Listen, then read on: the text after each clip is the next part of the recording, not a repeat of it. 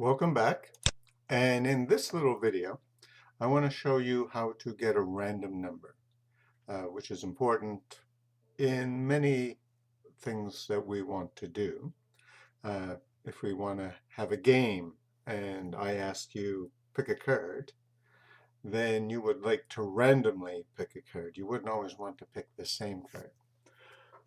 The C library has a function called rand, short for random, which is in the standard library, which I haven't included here.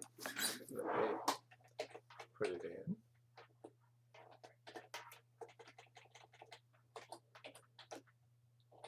in.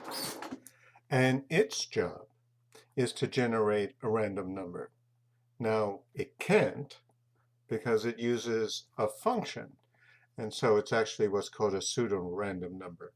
If you did the appropriate mathematical test, you see that the numbers weren't uncorrelated. But for many applications, it's random enough. So I've got this on this chip, so I'm going to call up the program, and we want to look at it here. Right? So here I am starting the random number test. It says press enter to start, and it's going to give me the random numbers. Okay, so here's my first random number. It returns an integer between 0 and 2 to the 31 minus 1, which is 2 billion or so, right? And this second line here is how to normalize it to whatever range you want, right? If you were picking one of 52 cards, you wouldn't want a number like 148176593, right? It's way too big. So in the code here, we're not normalizing by using the modulo, right? Divide by 10 and see what's left over. Okay. So let's go back here and do this a few times. Right? So the sequence here is 33290. That looks reasonably random, but if I reset the function and try again, we're getting the same set of numbers. That's because when you call the random function, it's always calling it from the same starting point. And so it's a mathematical function, so it's always going to give you the same sequence of numbers. That's not that helpful for random numbers. If everybody always knew that you were going to pick, the queen of diamonds in a card game, you'd never win, right? So you want to be able to randomize things. And the way you randomize things is using a function called srand. And it too is not as useful as it might look at the start, because it needs an integer. 45 is an integer. And if I compile this and load it on,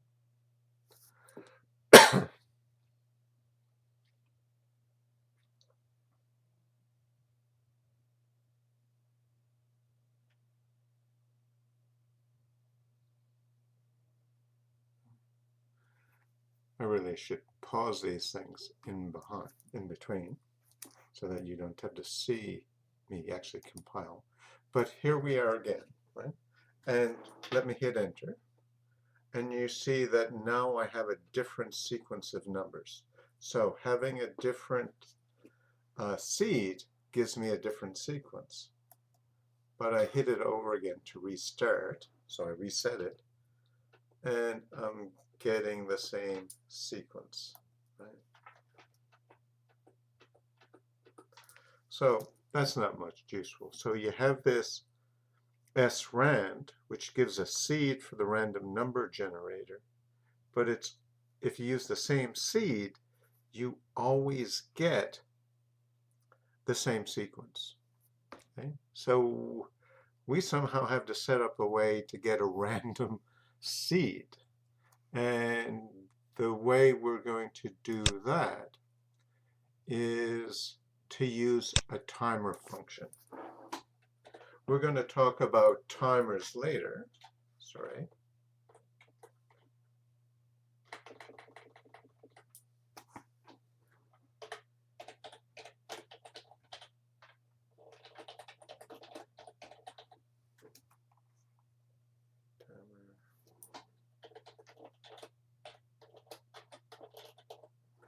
Okay. So what I've got here is a timer function. Okay. Now we're going to talk about these later, but what a timer is it simply keeps track of the peripheral bus clock, which we've discussed.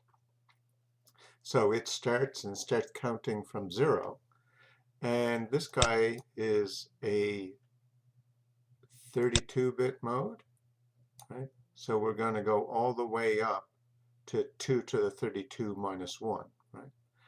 And then it goes over, right? So each one of these that is flipping over is counting the clock edges. And what we're doing is we're waiting for enter. Now that clock is going really quickly and we're waiting for enter. So when you hit the button, you're very unlikely to hit it the same instant the second time you do it.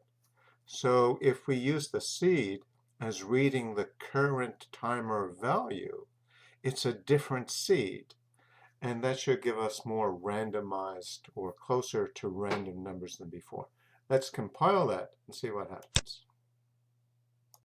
Okay, I remembered to pause it while we were waiting for it to compile and load.